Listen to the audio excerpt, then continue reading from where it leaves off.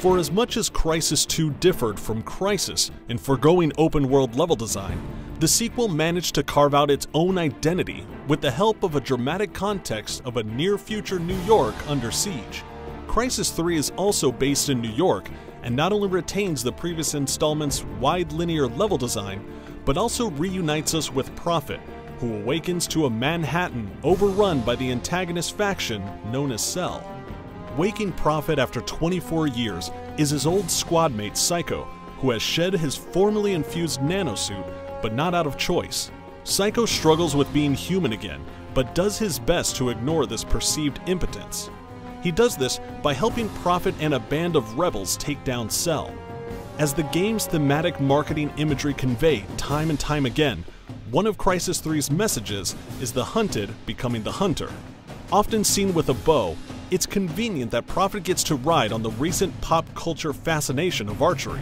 It takes little time to get used to this weapon and makes for a welcome addition to the arsenal, especially for those who prefer playing stealthily. By giving a bow to the already powerful Prophet, you might think this would make Crysis 3 too easy, and in some respects, it is. But that's why harder difficulties exist. If anything prevents this game from being a cakewalk, it's that Crytek has improved the enemy AI over the last game, specifically in fixing pathing issues and enhancing their field of vision.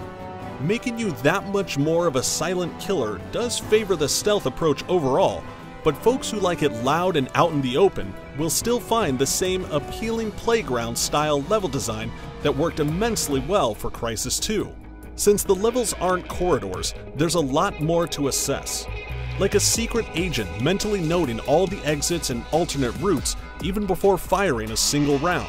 Crysis 3 feels more gratifying when you do manage to clear an expansive area without dying and having used the environment to your full advantage. You realize that the Crysis series is your kind of shooter when dying doesn't feel like a negative. That just means you have a new opportunity to address the situation with a different approach. It's a blessing that these levels have a significant level of replay value, especially when this is unquestionably one of the shortest worthwhile shooters in recent memory. If you're the type of player who doesn't need to clear an entire map of enemies, just the direct threats, expect to beat the game at its veteran setting in less than 5 hours. If you've been griping that action game campaigns are typically too long during this console generation, Crysis 3 is definitely for you. But if you expect a narrative and playthrough at the same grand scale of Crysis 2, prepare to be disappointed. The one casualty to this short playthrough is the flow of the screenplay. Heavy-handed drama and character development is nothing new, but when compressed in a 5-hour end-of-the-world context, some characters come off as bipolar when reacting to the rapid change of events. For instance, Rebel leader Claire goes from having all business assertiveness to fits of despair to being positively reinvigorated all in the span of 30 minutes. As one of the game's few new characters, this kind of emotional roller coaster makes her feel out of place in the larger scope of the series.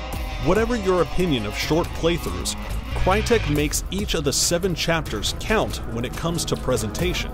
New York in Crysis 3 is consistently saturated in beauty within decay. And even with all the gutted buildings and the rampant vegetation, there are subtle touches to the level design that help steer you to objectives without having to rely on hallways. Of course, waypoint indicators help. The series' expansive arsenal and the depth of the weapon modulation has made competitive multiplayer a natural complement to the campaign. Along with the bow and the unique features of the nanosuit, Crysis 3's multiplayer manages to stand out while relying on familiar modes like Capture the Flag and Deathmatch. Many of these modes were already in place in the previous game, with Spears and Hunter being the new additions. Spears makes up for the lack of Conquest or Domination mode in Crysis 2. The twist is that the team that captures a spear doesn't have to stay close to the spear to earn points. As you might expect, this creates an unusually fast-paced version of Conquest, which works great for Crysis 3. Hunter is this game's version of Infection mode. Normally the predators in this game type do not have ranged weapons, but the nanosuited troops in Crysis 3 do. The challenge lies in trying to survive as cell prey and without stealth. get killed and you become a bow-equipped hunter. This mode is surprisingly well balanced. While the hunters have stealth, the prey only need to survive for 90 seconds. While there is a satisfying sense of resolution to Prophet's story, the short playtime makes Crysis 3 feel more like an extended epilogue than a complete final act in a trilogy. Still, the openness of the levels and the variety of skills at Prophet's disposal make each chapter a joy to play and replay. The literal urban jungle provides a sense of continuity with the final events in the last game, yet what's more important is the believability of the decaying metropolis, however otherworldly it might be. The gameplay foundation laid by the previous installments helps add considerable replay value to the campaign, and especially the expanded multiplayer. These are enough to recommend Crysis 3 to any shooter fan, as long as they don't put a dollar amount on campaign length.